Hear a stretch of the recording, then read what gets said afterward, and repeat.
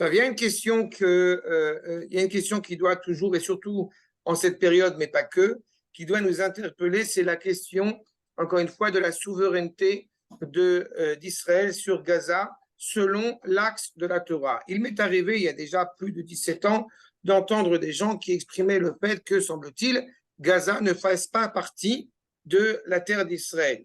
Donc, quand on entend ces propos, il m'apparaissait évidemment judicieux de l'évoquer il y a 17 ans, encore plus aujourd'hui où nos soldats sont en guerre, n'est-ce pas? Nous sommes en guerre, mais nos soldats sont sur le front et sur ce terrain-là, et de savoir, j'ai envie de dire, qu'est-ce qui pourrait justifier un peu plus, eh bien, la guerre que nous menons. Vous savez, en accord numéro 1, dans le Sefer Bereshit, Vaïssa Misham Avraham Arza Anegev, Vaïshev ben Kadesh ou bin Shur, Vaïgar bi Grara.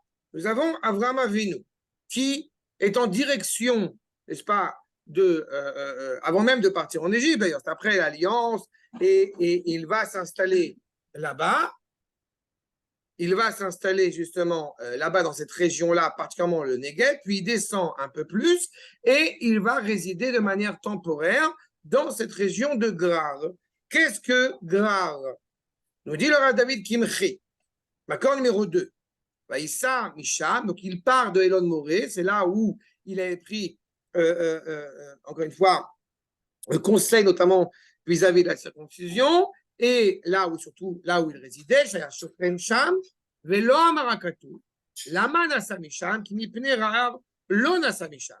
Ce n'est pas à ce moment-là de notre épisode, encore une fois, d'Avraham Avinu, ce n'est pas en raison de la famine qu'il est parti de Elon Moré, de Elon et Mamré, dans cette région vers Shrem, là où il était, vers l'Égypte, mais avant l'Égypte, ce n'est pas en raison de la famille qu'il est parti là-bas. La seule fois où Avraham Avinu va devoir partir, n'est-ce pas, eh bien, en Égypte, en raison de la famine, et ce, avec la permission d'Akadosh Baruch Hu.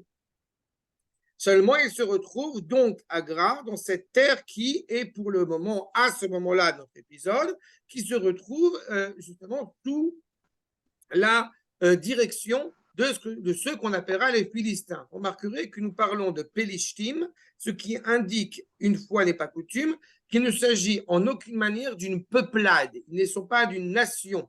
On parle aussi des Knaanim, mais de manière générale, on parle de Knaan.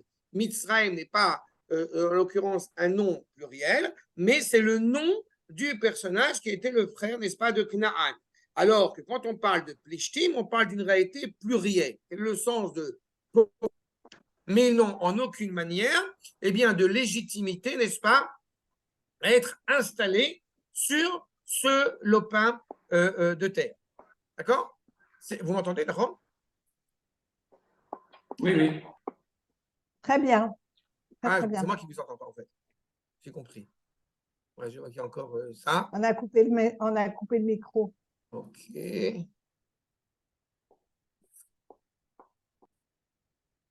Donc, je disais effectivement que quand Avraham Avinu va partir vers cette terre qui donc n'est pas dirigée par cette population qui est présente, qui sont appelés donc les Plishtim, qui ont tendance à se déployer, à s'installer encore une fois sur ce lopin de terre, en tout cas pour le moment, ils y sont les dirigeants. Isham les Eretz Plishtim, ainsi qu'il est inscrit en gras, Kedei Shachen Bechol Haaretz. Le seul objectif a priori, nous, de le Rav David Kimchi, de partir s'installer justement là-bas provisoirement, c'est afin de pouvoir faire le tour, j'ai envie de dire le tour du propriétaire, de faire le tour de cette terre qui a été clairement donnée par Akadosh Baruch Hu lui-même.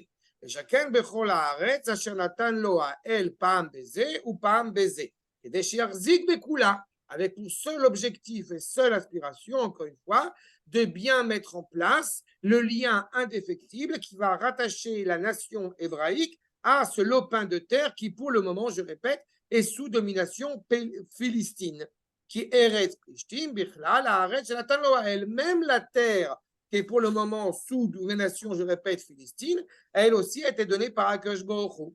Ve'eretz Plishtim, Bichlal, Eretz Kenaani, im ou minachalat bnei Yehuda. Pour bien ratifier le propos, nous dit le Rav David Kimchi, que justement ce lopin de terre appartient à la tribu de Yehuda. Et justement, les Eshama Arza Anegev, qui Nachalat bnei Yehuda, les Dorom, Eret Israël Haïta. Cette partie-là de la terre d'Eret Israël, le Negev, le désert, revient à la tribu de Yehuda et est au sud, n'est-ce pas, d'Israël. Donc on voit que de prime abord, eh bien, Avram Avinu est présent là-bas pour pouvoir émettre, eh bien, aux yeux de tous le fait que, eh bien, j'ai envie de dire, on rentre à la maison. Mais ça va plus loin que ça. On nous dit clairement dans le verset, vous avez dans pareil dans le Sefer Bereshit, chapitre Kaf Aleph 21, verset 34, Lamed Dalet, Vaïgar Avram Beret Pelishtim, Yamim Rabim. Il va vivre, il va y résider pendant très longtemps. Qu'est-ce qu'on appelle très longtemps? L'alliance avec Akadosh Baruch Hu a déjà été contractée. Yitzhak Avinu n'est pas encore né. Mais en réalité, le Midrash nous dit, Makor numéro 4, Vaïgar Avram Beretz Pelishtim, Yamim Rabim. Justement, le verset que nous venons de lire à l'instant. Rabim meotam hashanim she'asa bechevron, שבחברון עשה כף ה' שנה, ובגרר עשה כף ו' שנה. Il était à Hebron 25 ans, il va être donc dans la bande de Gaza 26 ans.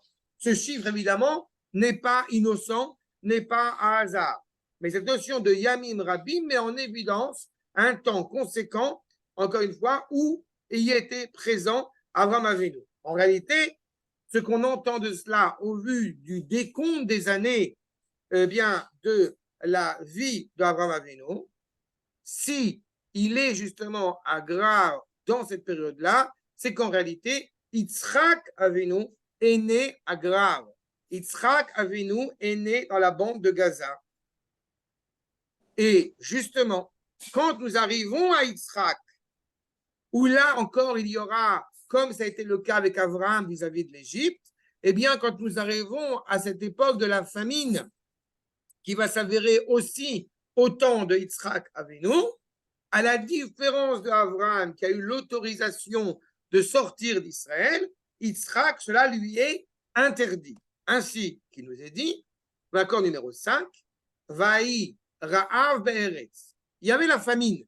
Milvad Arav Arishon Asharia Be'ema Avraham. En plus de cette unique famine qui a eu lieu à l'époque d'Abraham et Yitzhak, comme son père, Vaïlech Yitzhak El Avimelech Melech Plishtim Grara, ils s'enquièrent de se rendre dans cette région-là, qui donc, je répète, est dirigée par Avimelech, donc le roi des Philistins. Vayar Elav Hashem. Akadosh Baruch Hu, bien, se révèle à lui. Vayomer Al Tered Mitzraïma. Tu ne descendras pas en Égypte. Propos intéressant, le fait que Yitzhak ait la révélation d'Akadosh Baruch Hu, n'est-ce pas? Eh bien, quand il est à Gra, quand il est dans justement la bande de Gaza. Pourquoi ces propos intéressants? Parce que nous savons pertinemment qu'il n'y a pas de prophétie en dehors d'Eretz Israël. Donc, comment est-ce qu'il a pu prophétiser dans la bande de Gaza? Réponse, on l'a dans quelques minutes.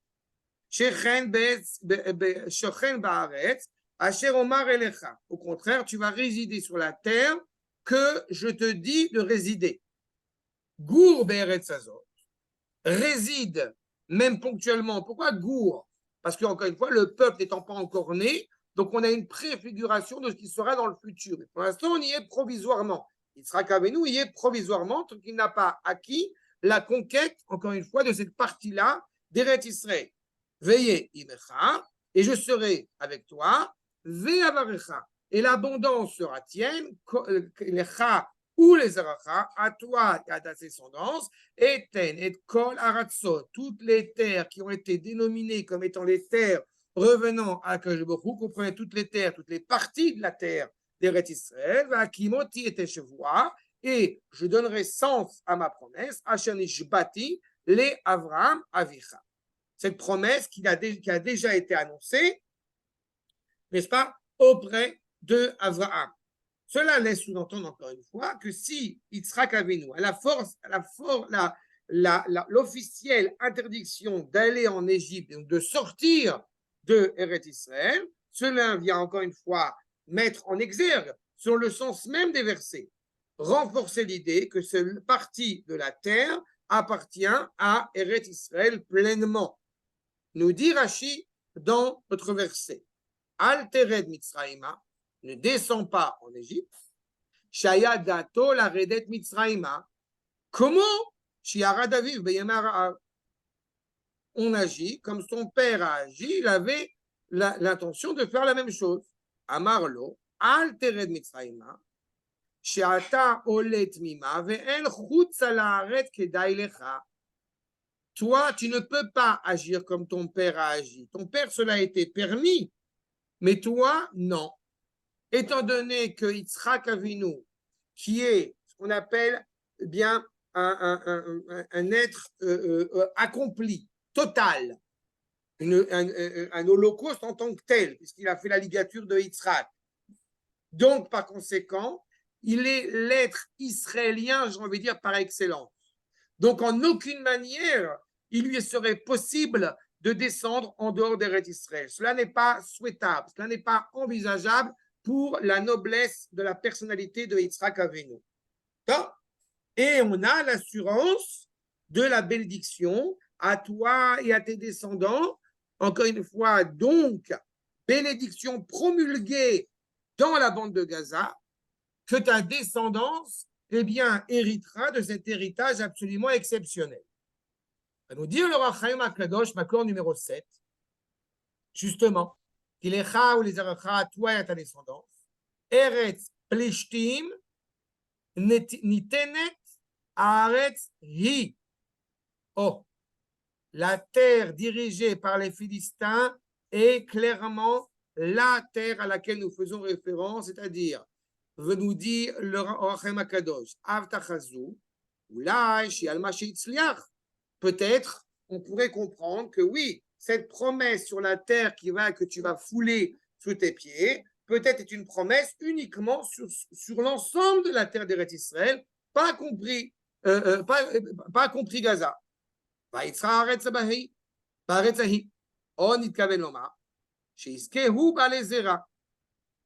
C'est à cet endroit-là que lui est annoncée la grandeur, la noblesse, l'intensité, l'abondance de la descendance de Yitzhak Avinu.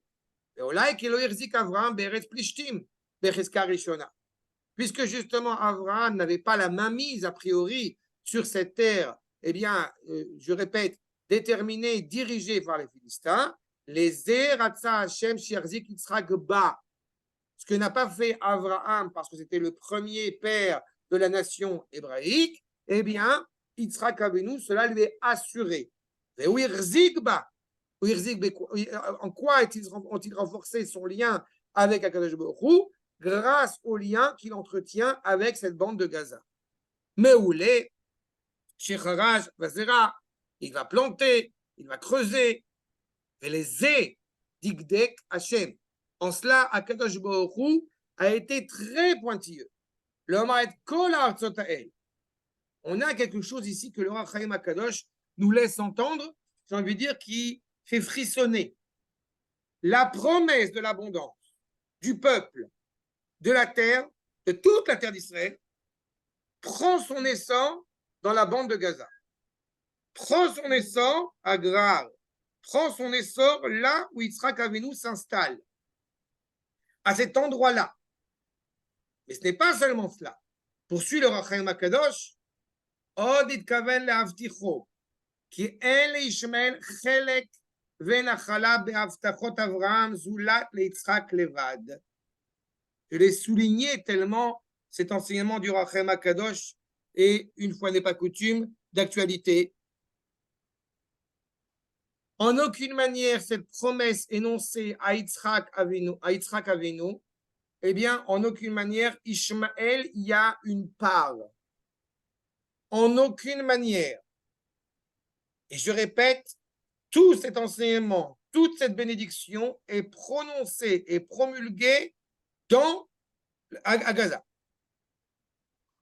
Cela veut dire qu'il y a une question évidemment qui nous interroge, à savoir, qui nous interpelle, à savoir au nom de quoi nous nous battons. Nous nous battons, dois-je le répéter, contre le Hamas. Nous nous battons parce que c'est une guerre de défense. Nous nous battons parce qu'il faut mettre à terre tous ces ennemis, tous ces terroristes qui nous ennuient pour par la suite retrouver une réalité sereine et certaine. Retenez ces quelques bribes, ces quelques phrases qu'on pourrait entendre parce qu'ils vont être importants pour la suite, ceux qui ont oublié à qui je vais le rappeler. Mais digde klomar ou les eracha. Pourquoi est-ce qu'on insiste en disant c'est ta descendance, toi et ta descendance? Lishlol chelek mibanav, ki davka oto shenikra zer'o. On se rappelle dans la ligature de Yitzhak, qui be Yitzhak qui carré le chazera. Uniquement par Yitzhak passe la descendance, encore une fois, de la famille hébraïque. Avraham, Yitzhak et Yaakov. Pas Ishmaël, pas Esav. Donc, il ne peut pas y avoir en aucune manière que ce soit la possibilité ni que l'Amérique, ni que l'ONU, ni que Ishmaël, ni que qui que ce soit réside dans ce lopin de terre pour être assuré de la bénédiction d'Akadosh Baruch Hu, pas seulement à Gaza, mais dans tout Eretz Israël. C'est l'implication. Mais là, encore une fois, je tiens des propos qui pourront peut-être apparaître aux yeux de certains comme étant sionistes, extrémistes, terribles. Je ne veux pas tenir de discours politique, je veux essayer de comprendre ce que la Torah nous enseigne, ce que la Torah nous dit. Et justement, en étant dans cette région-là, eh bien, nous dit le verset, vous avez ma corde numéro 8, Vaizra Yitzhak be'eretz ahi. Yitzhak a semé sur cette terre-là. Donc, de quelle terre s'agit-il? De Gaza. Vaimtsa bashanahi. Et il se trouve en cette année-là, Mea shi'arim. Vaivarchu Hashem. Il a 100 ports de l'abondance. Akadosh Baruch Hu accroît cette abondance économique, si je puis dire, qui s'offre à lui. Et c'est grâce à cela que Yitzhak Avenu, Vaigdal Aish, Vaigdal, comprenez-le au sens physique, économique, et aussi évidemment spirituel. Vailer alors, Vegadel, Ad Gadal Meod. Il devient très important, très imposant. Il a un grand troupeau. Il a une économie florissante. Cela n'a jamais posé de problème à personne au préalable de sa présence là-bas. Vaïlo mikne tson ou mikne bakar ve avudaraba. Et il avait un troupeau, et il avait une économie florissante, il avait énormément de choses présentes sur place. Et à ce moment-là, quand on a vu cette économie florissante du Gush Katif, Vaikanu Oto Pelishtim. Traduction, les Palestiniens et Marchevan Vezicham ont commencé à émettre la suggestion qu'il serait bon de renvoyer et de démanteler les Juifs. Je traduis presque littéralement. Vaikanu Oto Pelishtim. Vaikanu, la jalousie malveillante et dévastatrice de cette population qui n'a aucune légitimité, aucune autorité à être présente sur place face à la bénédiction promise, pas par Biden, pas par qui vous voulez, mais par Akadosh Baruch Hu, d'y résider et de s'installer. Il est évident qu'elle n'a pas la même valeur que d'autres parties d'Eretz Israël, puisqu'au niveau des Troumot et des Maasrot, au niveau des dons, n'est-ce pas, que nous devons apporter au Beth Amikdash, il semble que ce qui vient justement de Gaza est d'importance seconde. Le cas pour le moment, à ce moment-là de notre épisode. Est-ce que nous dit Rashi, Ba'eretz Ahi, s'il y avait quelque chose de péjoratif, de méprisant, nous dit Rashi, Afalpi, bien que, Sheina Chashuva Ke'eretz Israël Atzma, Ke'eretz Shiva Goïm. Alors, je ne comprends pas. Ça fait partie d'Eretz Israël ou ça ne fait pas partie d'Eretz Israël? Dit Rashi, ça n'a pas la même importance que la terre des 7 peuplades, mais elle est importante quand même. Top. Mais quelle est la nuance qu'il faut essayer de comprendre? Poursuivons. Nous dit, sur ce Rashi, on va prendre 2 maîtres. On va prendre le Siftei Rachamim, les gendres, et le Maharal. D'abord, les gendres, Siftei Rachamim. Et cacher les Rashi, des Agrar Nami Eret Israël Hi.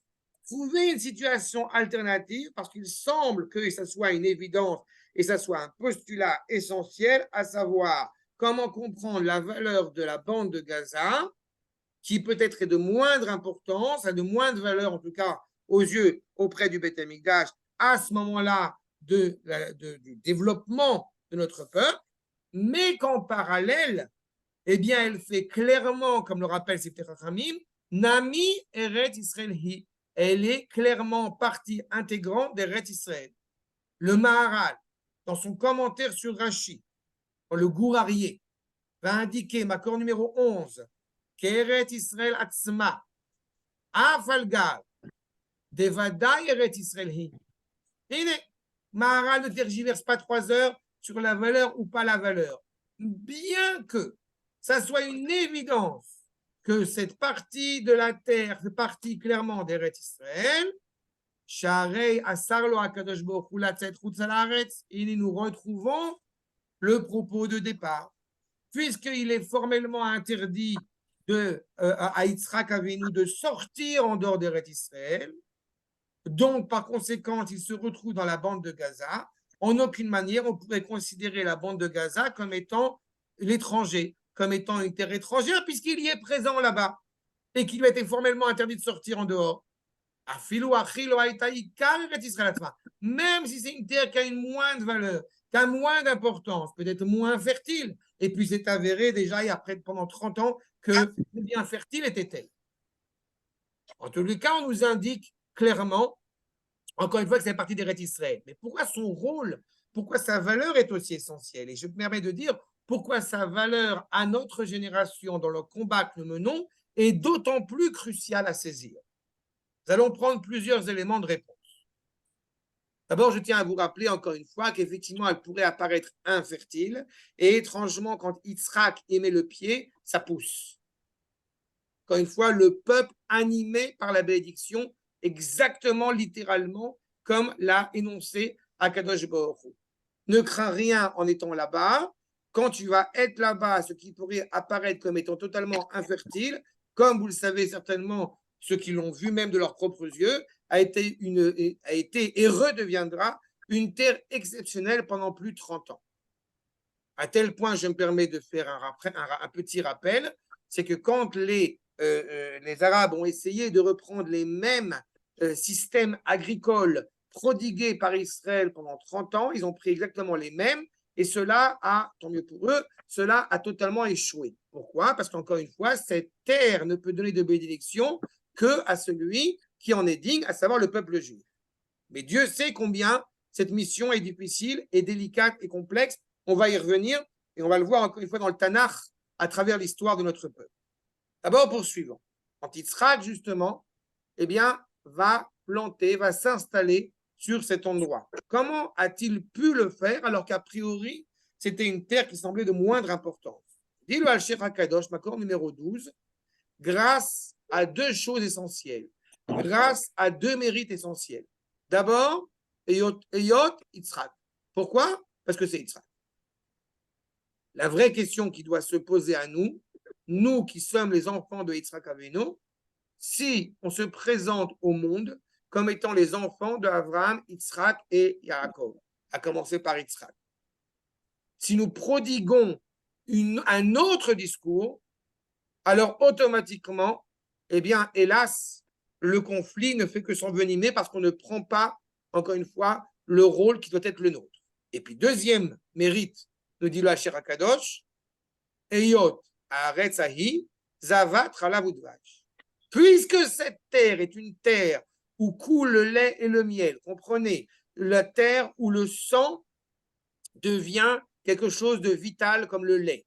Une terre où un insecte, eh bien, même si là, ici, on parle surtout d'Afka du miel, des dattes, mais nos maîtres ont déjà expliqué à travers la Mishnah, quand on parle du miel, on parle du miel de l'abeille, un insecte qui s'avère non comestible et qui devient quelque chose de profondément doux. Puisque cette terre porte en elle le potentiel exceptionnel de donner des fruits exceptionnels, ça veut dire qu'il n'est pas envisageable que même si en apparence, eh bien, cette bande de Gaza, justement, est infertile, en réalité, elle est profondément fertile. Grâce au mérite de Yitzhak, cette dimension se révèle. En cette année-là, alors qu'il y avait de la famine, et Dieu sait, 100 fois, on a pu vivre une famine qui semblait, selon la réalité, il faut être réaliste, qui semblait inévitable,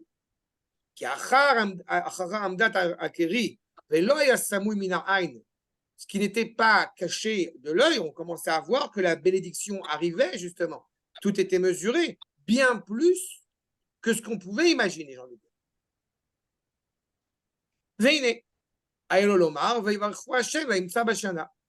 De prime abord, il y a une bénédiction qui était notable parce que c'était Yitzhak Avinu, mais elle restait, j'ai envie de dire, mesurable, elle restait palpable, mais pas plus que ça.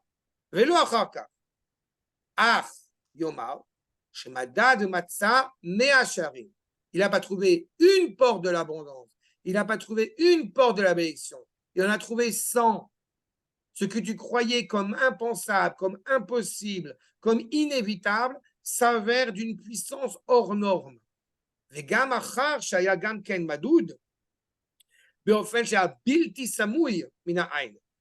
quand cela a été, encore une fois, commencé déjà à bien se révéler au grand jour, à quel point Yitzhak était animé par cette bénédiction,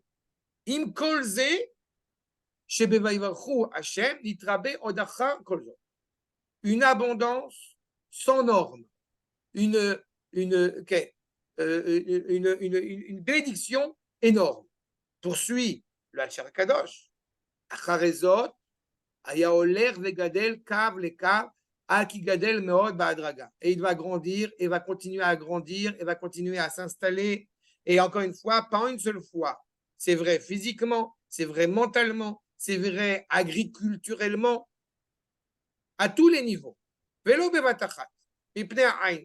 Ipnei ha'ain, sous-entendu, évidemment, toujours un œil malveillant de la part de ces autochtones, de la part de ces populations environnantes qui pourraient penser qu'elles puissent nuire à la bénédiction. Et pourtant, grâce à l'insistance, la vigueur de Yitzhak Avinu, eh bien, la bénédiction se fait sans embûche, se fait constamment, progressivement. Veine, adko, chez lo ayatuvo kolkar galoui, bien que c'est de bonté, encore une fois, bien que cette réalité n'était pas encore révélée aux yeux de tous, et pourtant, ayudvuot, au début, ça ne posait pas de problème. Les Philistins n'étaient pas en train, encore une fois, avec un esprit vindicatif à l'égard de Yitzhak, qui est en train de s'installer et de construire quelque chose, encore une fois, de profondément exceptionnel, tout en restant humain, j'ai envie de dire. Maintenant, il a un troupeau de moutons, il a un troupeau de veaux, et beaucoup, encore une fois, de serviteurs. Avouda Rabba, il a beaucoup d'esclaves. Les champs s'accroissent, s'agrandissent. Est-ce qu'on pourrait imaginer une seule seconde qu'en réalité, ces populations, par essence, n'étaient pas animées par une jalousie maladive? Il est évident que cela a été déjà énoncé dès le départ, mais elle n'était pas révélée au grand jour. Tant que vous ne nuisez pas aux populations présentes, eh bien, vous pouvez vous y installer. Seulement, la bénédiction d'Israël, eh bien, c'est avéré exceptionnel, c'est avéré fondamental. Et encore une fois, nécessaire par elle à la bénédiction qui va resplendir, qui va ressurgir sur tout Eretz Israël. Maintenant, que se passe-t-il? Un propos qui est très dur, que va tenir le petit-fils de Rachid. Que se passe-t-il quand, pour éviter justement les implications de cette jalousie maladive anticipée, j'ai envie de dire, par Abraham, les implications d'une effusion de sang qui peut s'avérer dramatique, que se passe-t-il quand, justement, eh bien, dans une bonne volonté, dans un bon élan, Avraham Avinu veut essayer de trouver une solution pour éviter cela, pour éviter justement que, eh bien, celui qui est en face, le roi des Philistins, le roi des Jébuséens, puisse empêcher l'idée qu'une effusion de sang, eh bien, soit versée.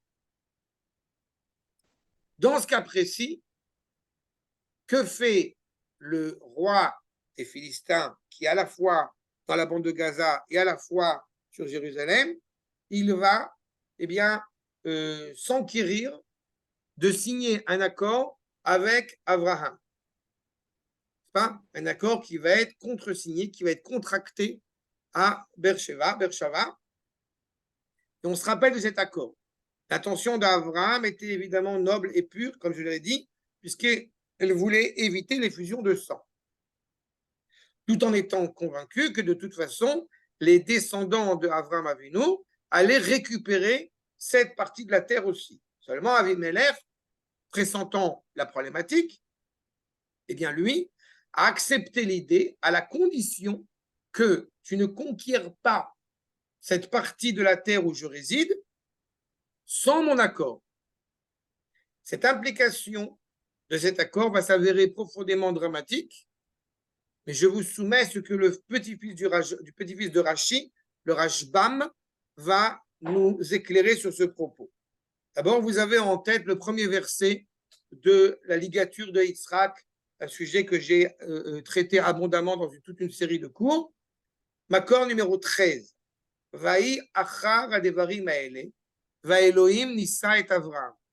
La question qui se pose à bon nombre de nos maîtres est: qu'est-ce que signifie achar adevarim? Après ces paroles, après ces choses, après ces introspections. Le Rashbam va nous enseigner les propos suivants. Le fait que justement il soit écrit achar et pas achrei. Si ça avait été achrei, alors ça aurait été peut-être la suite d'un épisode chronologique. En disant achar, il y a une dimension de causalité entre un épisode qui effectivement a précédé, mais pas forcément immédiatement, la ligature de Yitzhak et la ligature de Yitzhak. Dit le Rashbam, achar devarim, shekarat Avraham, Brit l'Avimelech, tu as fait une alliance, tu as signé les accords d'Oslo. Lo velenino, velenerdo, chez l'Avraham. Signant cette alliance avec les enfants, les petits-enfants, les descendants d'Avraham, venatanlo shiva kvasot, et tu lui donnes 7 moutons, Hatson. À ce moment-là, nous dit le Rashbam, Vechara afo shel Akadosh Baruch Hu. Akadosh Baruch Hu est en colère parce que tu as négocié, donc, la bande de Gaza, Gush Katif compris, et Jérusalem, puisque le mont Jébuséen, n'est-ce pas, c'est Yerushalayim. Tu as négocié cela. Share Eretz Pelishtim Bichal Gvul Israël. On ne négocie pas la terre d'Israël. Ve Akadosh Baruch Hu tziva alehem lo techaye kol neshama. Alors qu'Akadosh Baruch Hu nous a donné un ordre explicite, on ne laisse vivre personne. On veut trouver une solution à ce conflit, on l'a devant les yeux. Aux yeux de certains, l'objectif, c'est de supprimer quelques lieutenants, quelques hauts décisionnaires qui habitent à Gaza, puis de sortir. Eh bien, le Rashbam, semble-t-il, et l'implication du verset que je viens de vous lire, semble dire malheureusement que c'est un leurre. La reine va Elohim. Du coup, Akadosh Baruch Hu va mettre à l'épreuve Avraham. Nissa et Avraham. Kintur et Tzir. Encore une fois, c'est un drame qui n'est pas évident à régler. Mais comme justement, tu as manqué quelque part, et Dieu sait combien évidemment la volonté d'Avraham était d'une pureté exceptionnelle. Cependant, en t'enorgueillant, nous dit le Rashbam, je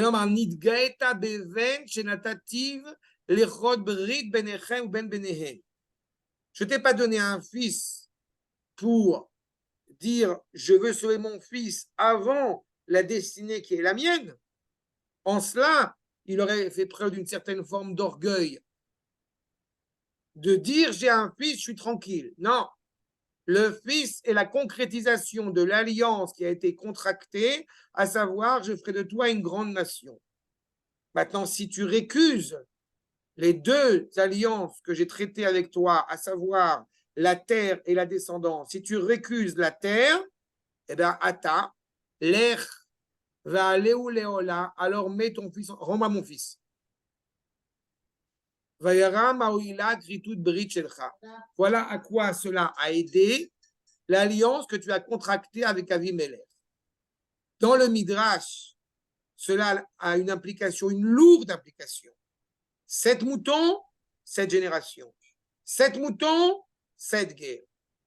Vaï Aaron Hashem, Beres Pelishtim, la table, les tables, se retrouvent en terre de Philistine pendant 7 mois. Comme il est inscrit, Katou, et toi, tu vas Tikar Miadi. Amarlo Akadosh, Akadosh Baruch Atan Atatalo Shiva Gwasot, tu lui as donné 7 moutons, tu lui as donné de l'argent, tu lui as donné des biens. Chayecha Shebanav Osim Sheva Milchamot Imbanecha Venutzchinotan. Tes descendants vont mener 7 guerres à cause des 7 moutons que tu leur as donnés. Un autre commentaire nous dit le Rashbam, Chayecha Shebanav Orgim Sheva Tzadikim Ibanecha. Encore pas moins dramatique, j'ai envie de dire, à cause de cette alliance, eh bien, ces fils, les fils des Philistins, vont tuer 7 sadikim de tes fils à toi. Et parmi eux, Shimshon, Hofni, Pinchas, Shaoul et 3 de ses fils. Autre commentaire, ils vont détruire tes maisons. Veiluen, Oel Moed, 7 de tes maisons qui ont le plus de sens. La tente d'assignation, Gilgal, No, Shiloh, là où sont les Kohanim, ou Bet Olamim, et encore une fois, tout cela à cause de cette alliance contractée entre Abraham et Avimelech. Évidemment, l'intention d'Avimelech était nauséabonde. Et il fallait faire preuve d'énormément de politique et de stratégie pour pouvoir ne pas se laisser aller, ne pas se laisser avoir, j'ai envie de dire, à cette alliance. Et comprenez bien, encore une fois, que dans la conception d'Abraham de vouloir parfaire le monde à juste titre, eh bien, quelque part, il se met et il met surtout la génération à qui est promis cette promesse qui est annoncée, il met cette génération justement en danger. Tout cela, encore une fois, au nom de cette alliance qui a été contractée. Et on s'enquiert pourtant par la suite, eh bien justement, de s'efforcer de conquérir Gaza.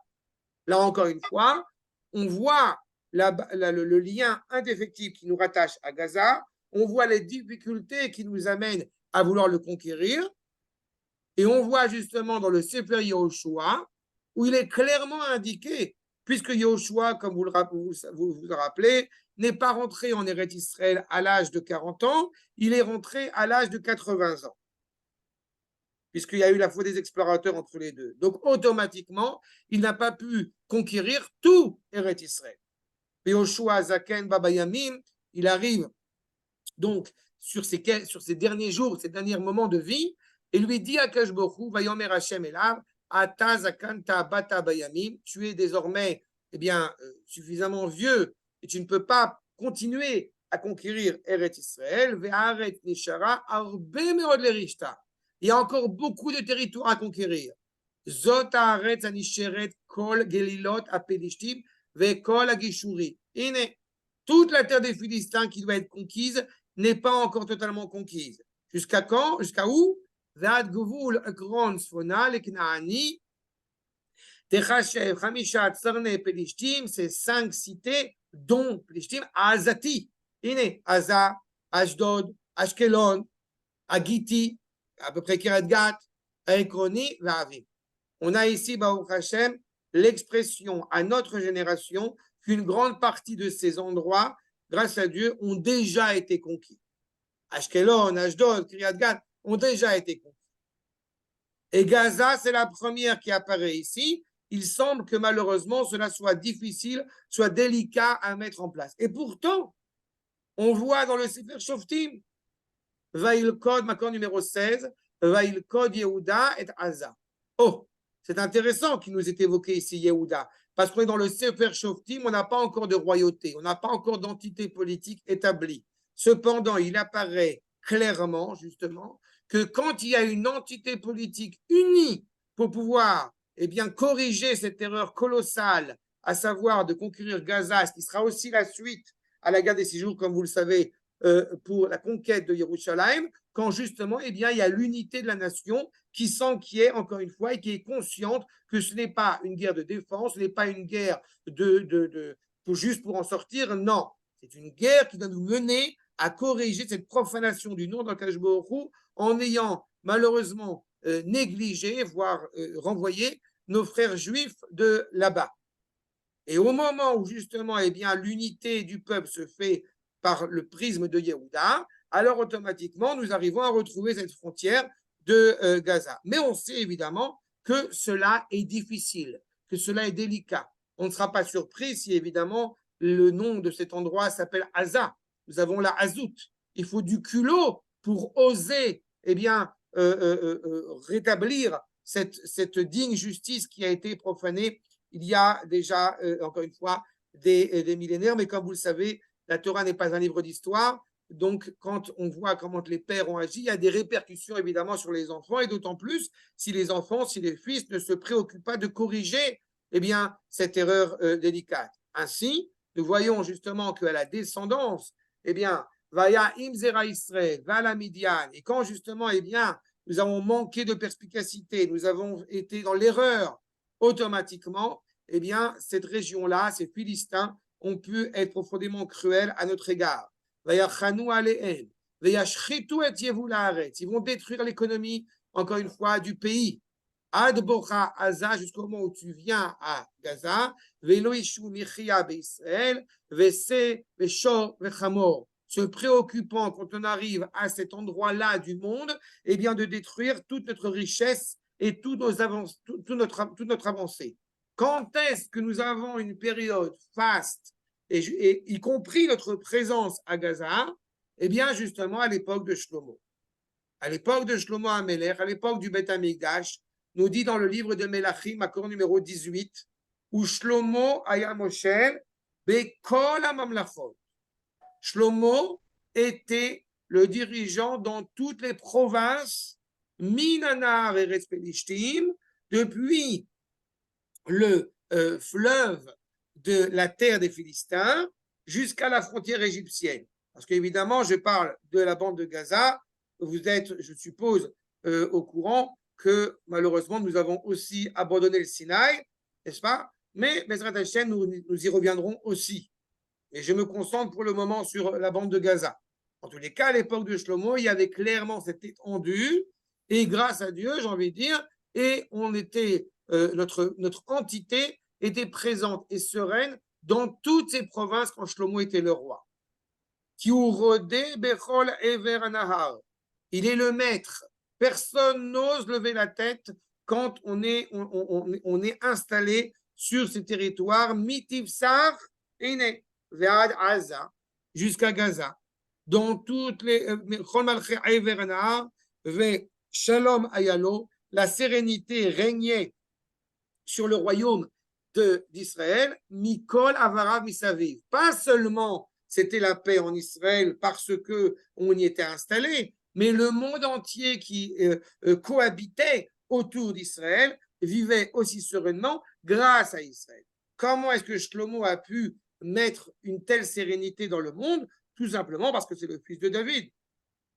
Quand je dis le fils de David, David s'est préoccupé clairement, encore une fois, d'éviter que toute population qui aurait peut-être envie de lever la tête, ne la lève pas, si je puis dire, par les guerres qu'il a menées. Et c'est grâce à cela, justement, que Vaïshev Yehuda ve Israël, le royaume d'Israël inspiré par Yehuda, est installé confortablement les Vetar, Ishtachat Gafno, Vetachat Teinato, chacun sous sa vigne, sous sa vigne et sous son figuier, Midan Ve'ad Beersheva, Kol Yemei Shlomo. Depuis le nord, la tribu de Dan, n'est-ce pas, le Golan, jusqu'à Beersheva, y compris évidemment la bande de Gaza. Et vous comprenez que si en apparence la bande de Gaza, eh bien, a peut-être une moindre importance vis-à-vis du Beth Amikdash que le reste des territoires installés en Eretz Israël, en réalité, eh bien, il a une influence exceptionnelle. Parce que si nous voulons réellement eh bien, vivre en sécurité et sereinement sur notre terre, il est impératif que nous sachions, encore une fois, retrouver notre lien indéfectible à l'égard de cette région-là du monde. Et puis, je me permettrai d'ajouter, avant de citer le Rav Kook, il y a un chant qui est souvent chanté dans toutes les familles d'Israël, Yaribon Olam, justement au moment où on parle dans un texte en araméen sur la création du monde et les différentes étapes de la création du monde, eh bien, je me permets de vous le signaler, ceux qui ne le savaient pas, ce chant a été écrit par Rabbi Israël Nadjara de Gaza. Donc, une fois de plus, l'opportunité d'évoquer ces maîtres, encore une fois, qui étaient les maîtres installés sur cette région-là, encore une fois, dans notre lien indéfectible à l'égard de cette région-là aussi, encore une fois, de Gaza. Mais j'ai laissé entendre qu'en réalité, il ne pourrait pas y avoir de paix authentique, de shalom, de résidence du nom d'Akadosh Baruch Hu sans s'enquérir de retrouver encore une fois notre souveraineté là-bas aussi. Et je tiens, pour ratifier mon propos, à vous livrer ce que le Rav Kook écrit dans une missive. Shalom ubracha leididi chavivi aneela chacham lev veish devina yekar venichman mon cher ami Reb Leib Reve, et il écrit comme cela. Ube'ad amenu aboteach b'Hashem, en faveur de notre peuple qui a confiance envers Akadosh Baruch Hu, sherucho mitalechet lifnei tzevotea, que son souffle, eh bien, le précède dans ses armées, j'ai envie de dire divines, au moment où nous nous occupons de Kivsham et Eretz HaKodesh, au moment où nous nous occupons de conquérir Eretz Israël, Kedei lo risha le'am Hashem, en faveur du peuple d'Akadosh Baruch Hu, l'asot mishpat le'ashukim, de rendre la justice, d'opérer, encore une fois, de faire un appareil judiciaire juste et normal comme il se doit être, en retrouvant et gvulei haaretz anichbasha, en retrouvant cette terre qui a été conquise, sherak avodazu reuyahi, seul ce culte, seule cette mission n'a de valeur et a de sens, encore une fois, alors que nous n'avions pas encore, au moment où le Rav Kook s'exprime, nous n'avions pas encore d'indépendance officielle de notre État, n'est-ce pas? Mais nous participions à la Première Guerre mondiale, donc menée par l'Angleterre. Il y avait un bastion militaire ici installé en Eretz Israël, le fameux Gdoud Ivri, une unité hébraïque. Elle est présente ici. Et la guerre que nous menons n'est pas qu'une guerre, ou n'est pas d'abord et avant tout une guerre pour rétablir, pour mettre fin à la Première Guerre mondiale, c'est ce que laisse entendre le Rav Kook, mais elle est d'abord une guerre de reconquête de cette terre qui a été conquise et qui a été volée. Les Gdoud Ivri Meyuchad, qui est Etzem HaKevisha B'Milchemet HaTnufa, le fait même que nous ayons cette opportunité de conquérir, eh bien, Eretz Israël, n'est pas à l'échelle justement individuelle, c'est à l'échelle où Tochen Enoshi Klali, c'est pour le monde entier. Anogal et Kol Enoshi, qui touche tout le genre humain, l'opachot Mimashinogal à nous. La Première Guerre mondiale, comme son nom l'indique, étant une guerre mondiale, elle prend sa source justement dans le lien indéfectible que le peuple juif a à l'égard de sa terre, qui est En Safek, chez Bedavar.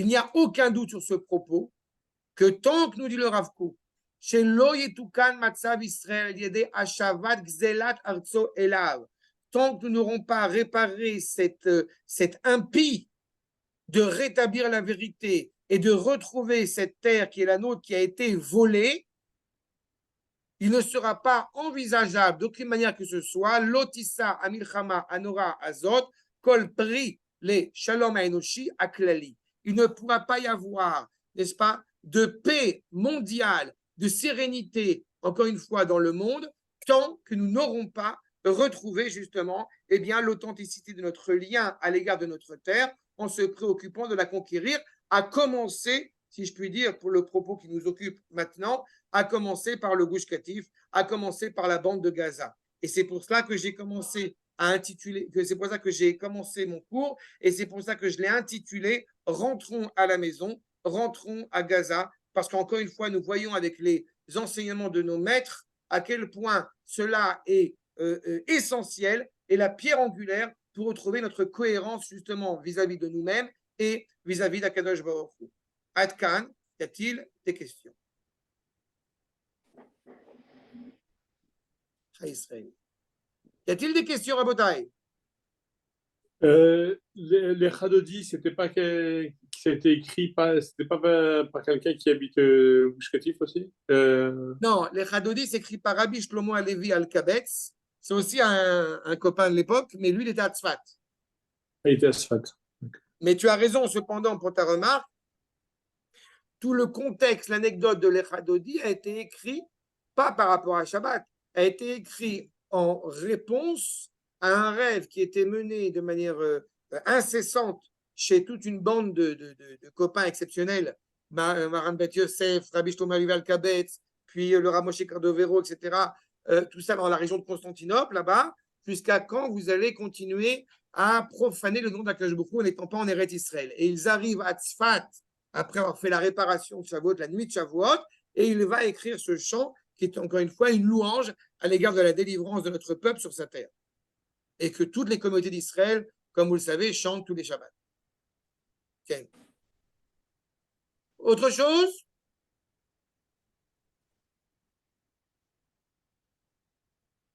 Il n'y a pas de question. Toiv. Et bien voilà, Bochim Tiou, et à la semaine prochaine. À la semaine. Merci. C'est quoi la mise au vote?